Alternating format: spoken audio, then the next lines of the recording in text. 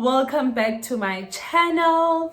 If you are new here, welcome to Journeying with Hope, and if you're a returning subscriber, thank you so much for being loyal. Thank you so much for tuning in again. And obviously we are doing part 2 of the video. It has been interesting. It has been an interesting journey to see how people are engaging in my story time.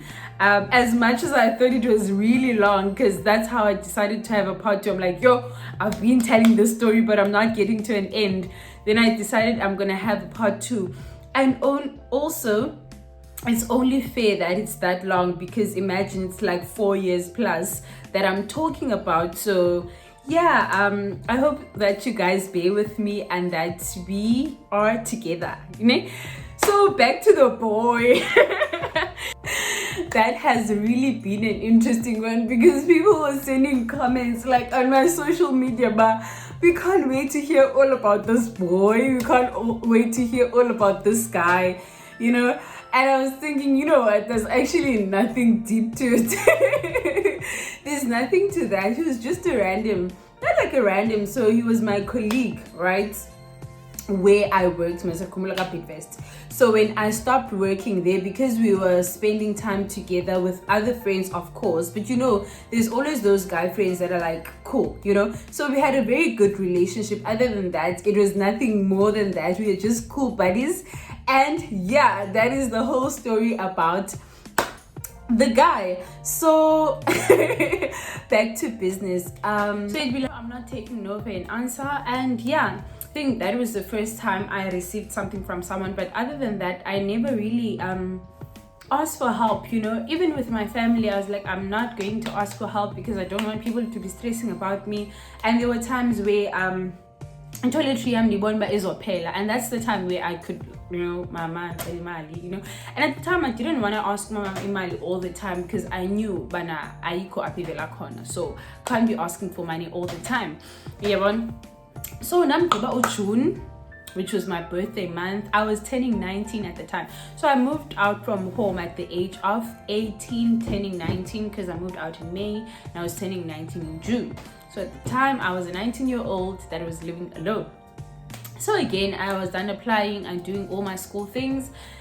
I thought, okay, cool, I need to look for a job again. Fine. Ndakhangela, and there was this post that was shared to me.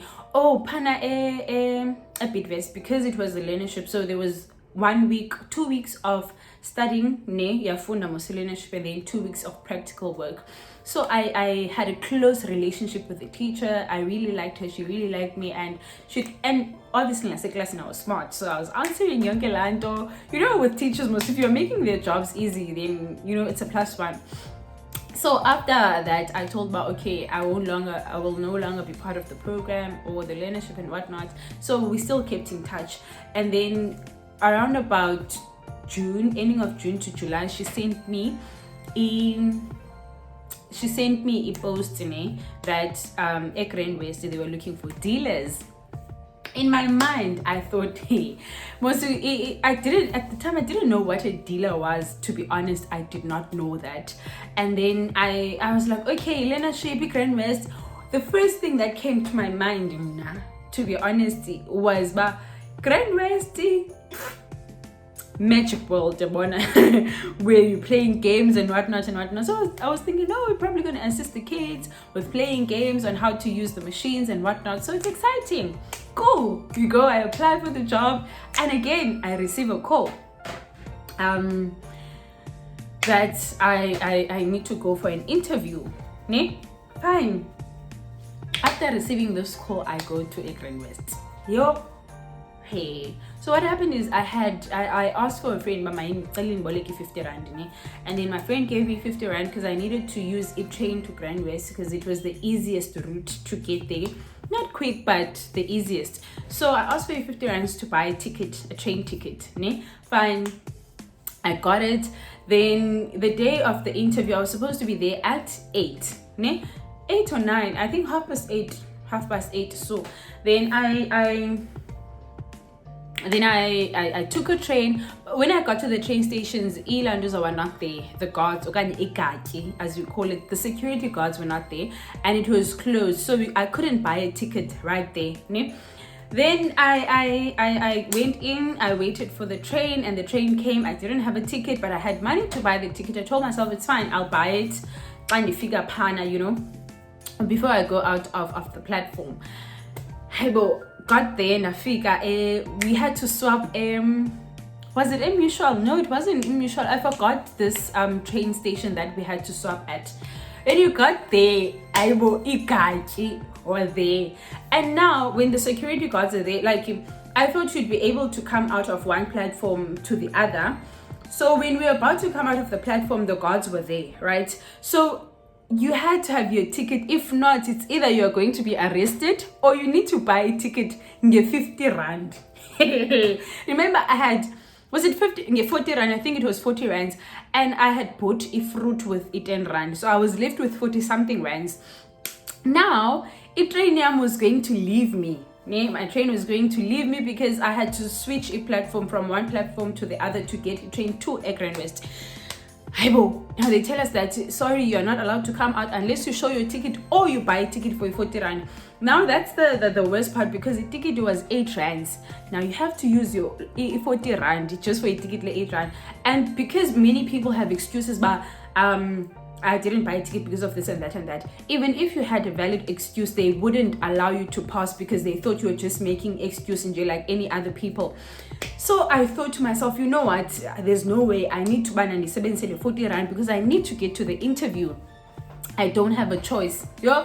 Fine. I used 40 rand, but I was left with how much? I was left with 6 rand. Cool. Got there and Kweli train. Luckily, the train just came right after I paid. Got into the train and it dropped me at Grand West. When I got there, along the way, I met Ulindo. Oh, a very sweet lady. Very sweet girl. Yeah, probably my age. I think she's probably 2 years older. I'm not sure. Met Ulindo and we connected. We spoke. We were going to the same interview, and when we got there, fine. Safika, we wrote an assessment. After writing an assessment, I remember we were about 100 people on that day that were writing the assessment. So we got into this main hall and we wrote the assessment. After that, we had to wait for like 10 minutes for them to mark the assessment. After marking assessment, not 10 minutes, I think 30 minutes or an hour. But I remember it was the whole day because we got there like 8:30. Then we probably left around about 4:30 so p.m. They marked our assessments. Then they said, okay, we're going to give you guys codes. So if we give you, let's say this guy, if Sininiga, we say this group is pink and that group is white. So if we say Unati, you are white, you need to go this side. Unati, or whoever you are green, you need to go this side. Now they are separating us, but we did not know for what, because remember we all wrote and we're just waiting for the answers. So we don't know by now, white are going home or they're staying or whatnot. Yeah, so after separating us, then they said, well, okay, can all white please stay, and then the rest please go outside. Then Yani, I was part of the group that was staying. Realized, well, oh cool, Sita Basile, we passed the assessment, and then we were going to the next round. And then we went to the next round, all to find out the dealer is a casino where, you know, when people want to gamble, you're in Panama Queen machines. It's not a machine, man. The tables, you want to get tables where you play using chips and whatnot. I got the shock of my life. I'm like, what? I thought we were gonna play games. Can't you? We're gonna help people gamble.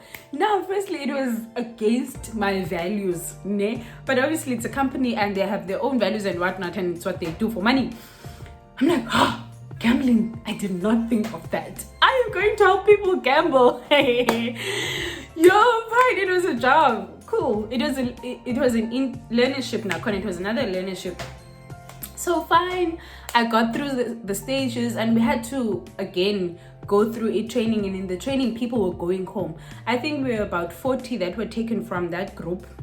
About 20, and then later we found out that it was like 4 days, so there was about 400 people or so, but later only 14 made it. 14 out of that whole group. And guess what? I was part of the 14. We started, I think 40 was selected, and then we went through a training, and from the training, people like obviously were sent home after not being able. We had to practice how to use chips. We had to practice memorizing numbers, because you could not count on the table. If the ball lands on a number, you need to know how many chips is that, and you need to add that up immediately. So we were being checked in memory, are you able to remember things and whatnot. So through that training, we ended up being 14 people that started the learnership here dealer. And then we got to uniform, we got everything, and then we were starting. Now here's another transition. I got the job, yeah, great. Organize the learnership, I think his stipend was 3.5, ne? Because that's the basic of a learnership, 3.5. Again, I was glad because it was something. And remember, now we were going towards the end of the year, and finally I was going to be done with this whole shenanigan and finally go to school. Yeah, so I had end goal, even though everything was happening, but like, this is my end goal, and I'm not letting anything distract me from that. Sharp. So we used to start at 6 a.m. every morning, ne? Obviously Monday to Friday, 6 a.m. and it would end about 3. And then grand rest is like 24 hours. So Abandu that were permanent were working shifts, and that's why we were getting used to the system of starting early, because each shift you can even start at 12 p.m. you can even start at 6 a.m. or 5 a.m. or whatever. So as the learners Pana, we started at 6 a.m. and each and every day we'd write tests. It was a drill, guys. It was a drill. We'd write tests, we'd go to the table. And then this day we went to the floor where you see everything real. We were wearing uniform, big skirts and long skirts, like it had to cover your knees up till your lower knees. I don't know, it's lower knees. it needed to go like lower and lower now, upper millions and millions, because if we go but nothing should show, so the skirts were long. Then when we went to the floor, we were exposed now to this whole thing that we were going to be doing. I remember this guy spent about 3,000 rands to buy chips, which is gambling chips. 40 chips, we were like, what? Could be using that money to do this and that and that and that. But it was very exciting and interesting, because people were spending money, and that was really a shock, because I'm like, the people that are spending imali, where do you even get this money and whatnot. But cool, that was the whole process. And then I continued with Pana until September, late September, I got a call from my coach. Remember that coach that helped me with EUJ and whatnot, ne? We're going backwards now. Got a call from her, and because she was my coach, she knew how passionate I was about youth. She knew what I wanted to do after Matric. She knew that I wanted to work with youth. Whatever it is that I was doing, I wanted to give back and serve Abandu Abacha. I'm very passionate about that, because I feel like this is the phase where life really knocks you in, and if you can get someone to hold your hand, and just walk the journey with you, then it becomes easier, even though you get his challenges. So I really wanted to be that person for many people, And then she gives me a call and she's like, okay, at work there's this opportunity, right? There's this kind of position that is open, but it's open for everyone, ne? And I thought you might be interested. So you'll need to do this and that and that and that and that and that. I think she tells me, but now the disadvantage is that it's a full-time job. If you accept the job and you come for the interview and whatnot and you get the job, it means that you won't be able to go to school next year full-time. You need to study part-time, because it is a full-time job. I cannot deny, this is another thing. And here's the thing, I've always wanted to be part of that team. I've always wanted to do lomsebenzi that I'm being offered ngoku, because I thought, okay, I want to do that, but I probably first need to go to university, and then after I graduate I'll be able to do that. Now boom, I'm getting that before my degree. I'm like, Kanti, what is life, And then that's, you know what, okay, thank you so much for the opportunity, but can I please think about it, because now this is a huge decision that I need to make about my life. I'm a person that believes in education. I believe in changing myself, you know. And besides that, even if you have talents in South Africa, guys, if you have talents, you have everything, you still need those papers. Because as a person, I believe that I am great without education. I believe that I can change whatever it is where I'm at with what I know now without having a degree. But because I'm in South Africa or in the world or wherever, where you need a document to state that, can you talk to someone? Can you advise someone? You know, yes, maybe you can do that, but EP proof, you know. So it's also those things. So again, this was a huge decision that I needed to make about my life. And then I thought about it, you know. I went home. I remember that day I got a call on my way back home from work, and then again, what's the best decision app?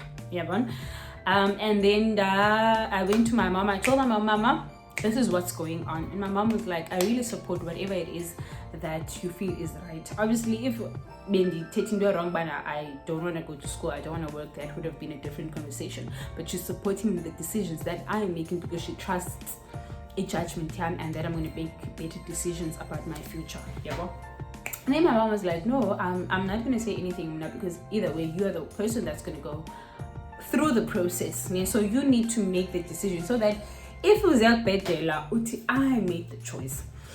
Fine, I got the approval from my mom, and then I called Usisi. Remember Usisi? Yeah. Called her, Sisi, got a call and na. And Usisi's like, this is a great opportunity, and I know that this is something that you've always wanted to do. Yeah? But technically it would mean that you are taking another gap here, because Ngoku, remember, I did not apply for part-time. I only applied for full-time because I knew that I want to go straight to university next year, no negotiations. So I didn't think of applying part-time, pana and whatnot. I already applied full-time. September, end of September, I get acceptance at UWC. The same UWC I was waiting for at the beginning of the year, I get acceptance. This is all happening in 2018, guys. It might seem like a long story, but everything happened at once in my life. I was like, what the hell is going on? Because everything is happening at the same time. It is like I was not breathing. Then something else happens, and then you do this, and then something else happens. It's like, okay, whew, let's breathe. Fine. And then I call my coach again, and okay, I prayed about it, because I'm a firm believer. I have faith, and I'm like, Tiko, you not bring an opportunity, and it's going to set me for failure. You probably have your own reasons. And again, I had to remember, Bana, things didn't go according to my plan. But what if they were working out for better? I connected the dots, but I didn't go to school, I didn't do this, I didn't do that. But look at what is going on now, because each and everything, from the first job I got another one, from the other one I got another one, you understand? And now another opportunity is presenting itself in front of me. And what did I do to deserve all this grace? And then I thought, you know what, this is something I'm really passionate about. I am going to work with Abana Beskolo. So the job was to be a coach, to coach high school kids. The program, Life Choices, which is Leaders Quest, a very beautiful program that molds youth to become better, and we are tackling inequality. Oh, betunan. Shout out to Life Choices, shout out to everyone that works there, because you guys are phenomenal. Then I'm like, okay, now I get to be the person, because remember when I was in high school, I was being coached. So I know how it feels to be on the other side. Now I get the privilege to be on the other side to coach. And I was really excited because I knew how it was, how it felt to be coached. And I wanted to be that for someone else, to be a listening ear, to give a person a space where you feel loved and appreciated. So it was very exciting, because I'm like, yeah, I'm gonna be a coach, guys, But I didn't tell anyone. Everything was happening in my mind. When you play all these scenarios and you're like, yeah. So So after that, again, in October, I remember the 1st of October, I called my coach and I said, yeah, I think I'm ready for the job. I don't know how it's going to play out. It's very emotional because, again, it means it's another year out of school. And yes, most we normally have Landoba, I'm gonna be behind, but you don't really realize where you are at and the blessings of where you are at the time.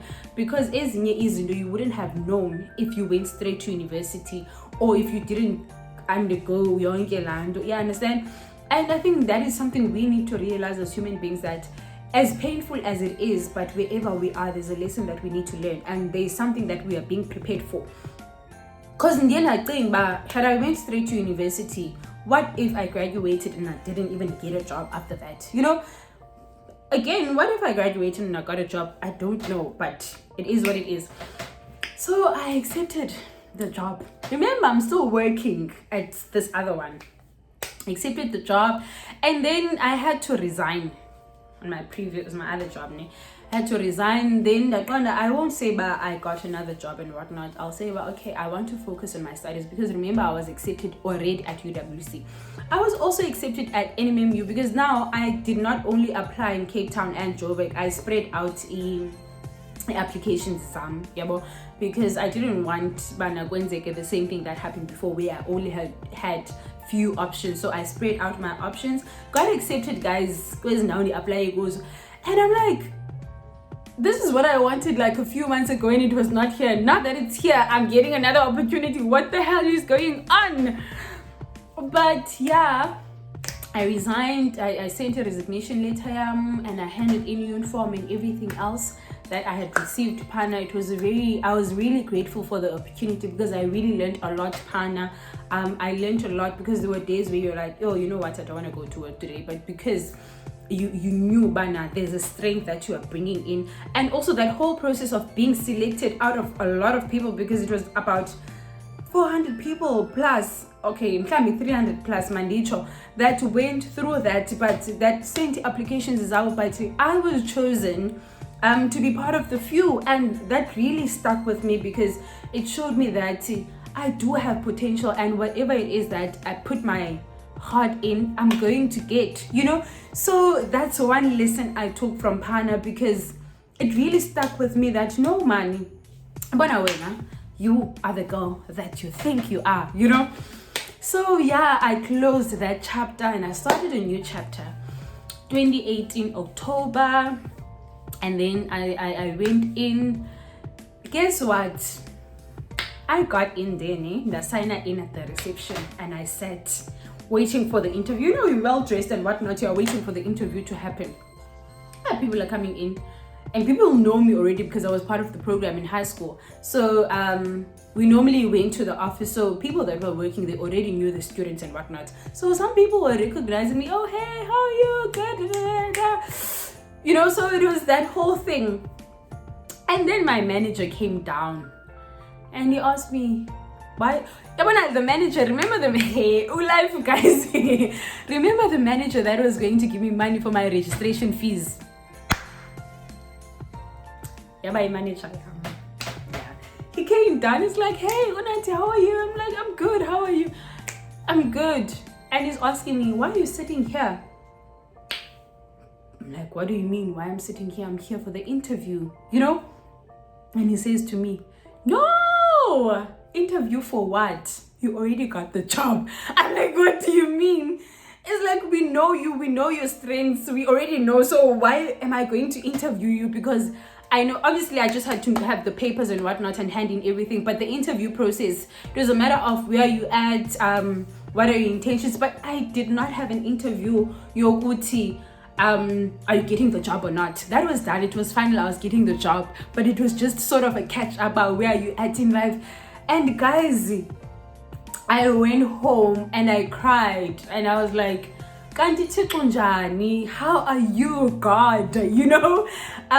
Going through everything, and it's going to work out in the end. Who would have known? But I would start a job without having an actual interview, because what that process taught me is that kubalulekile to represent yourself wherever you are, wherever and whenever. That thing of being authentic and believing in yourself, even when you think people don't believe in you, you need to believe in yourself, because that is what attracts people to you. I remembered, Bana, when I reflected, I'm like, oh, okay. Now, when I was in high school thinking, Bana, okay, yeah, I was the leader that I was, and I was advocating for people and whatnot and whatnot. Kanti, there were people that were watching, and there were people that were admiring my strength at the time, that in the near future, it became very easy for me to just step into a space and own myself, you know. Hi guys, that was and still is the best highlight of my life.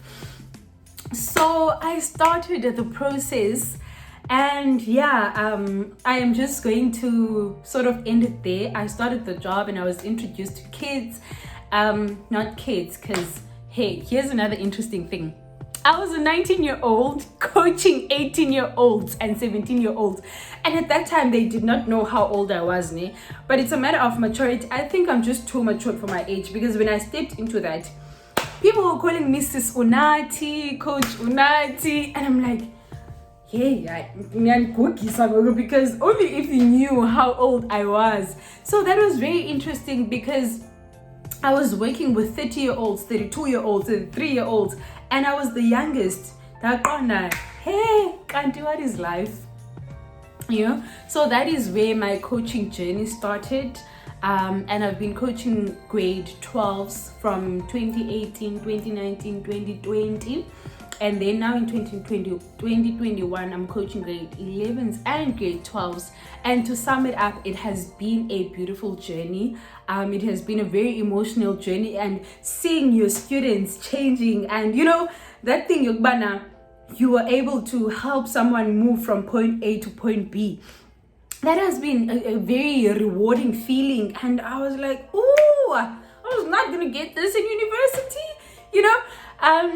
But to fast forward to 2019, I started working, like, you know, having my own schools, and then I applied again in 2019 for university, because we don't give up, you know?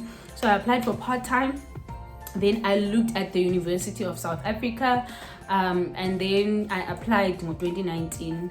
Luckily, I got accepted to study education, and then 2020 I started doing my first year.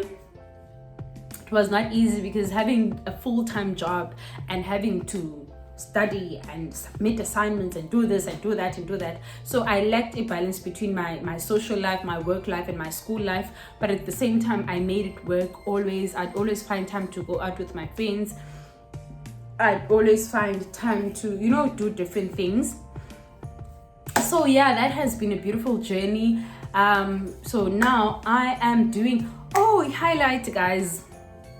After this long process of wanting to go to school and study and whatnot, finally started Anituku 2018, and I passed all my modules, and I got 8 distinctions out of 10 modules. Imagine! Woo! That was another highlight. I'm like, oh my God!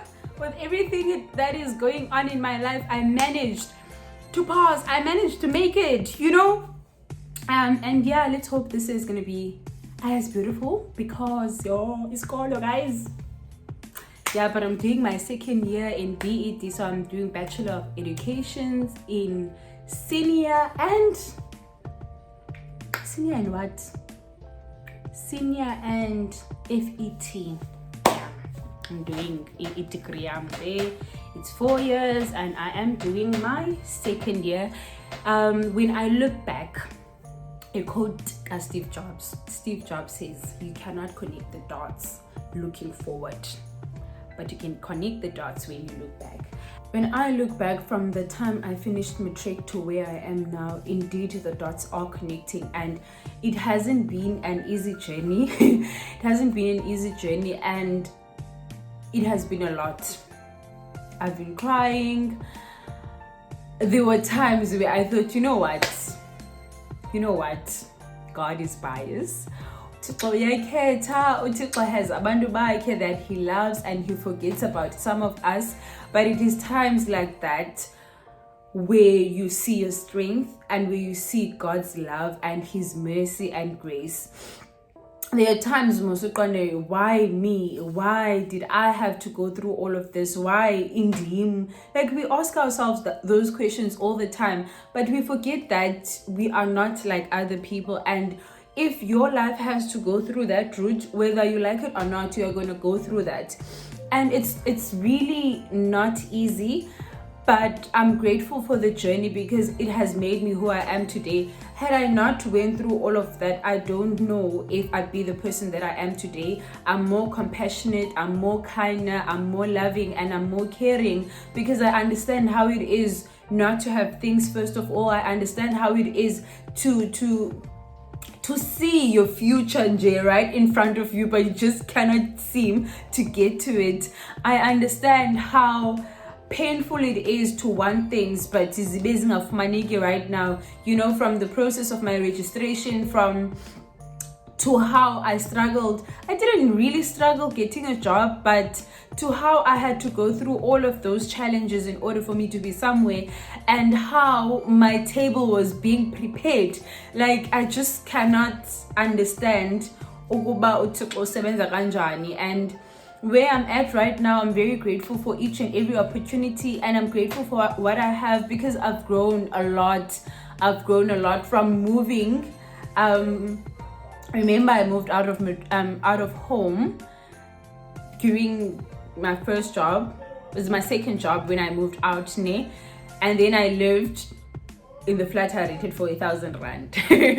But now I'm able to afford myself a more convenient place, a more beautiful place, a more comfortable place, and the sebenza are very hard, and I'm proud of myself, So to whoever that is out there that is struggling, that feels like my life is stuck, that feels like I don't have any direction, that feels like everything that I do just doesn't get to seem right or doesn't get to work out, I want to say to you right there that unganigezeli, do not give up, keep on pushing, because the harder you push, the door is going to open.